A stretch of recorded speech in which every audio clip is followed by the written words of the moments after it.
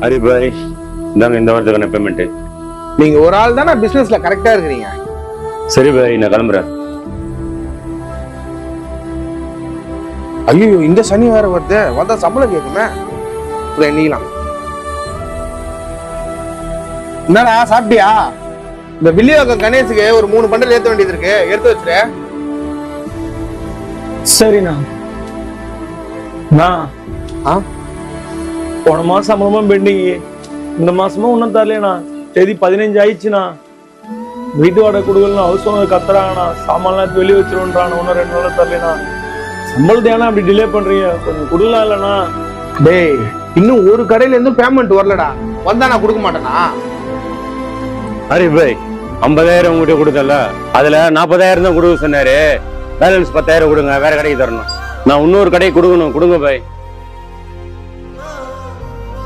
இந்தாங்க புடிங்கண்ணா. அண்ணே, காசே வரலன்றீங்க, இப்பதான் கொடுத்துருக்காரு. அண்ணே, கஷ்டத்துக்கு தானே நாங்க வேலைக்கு வரோம்.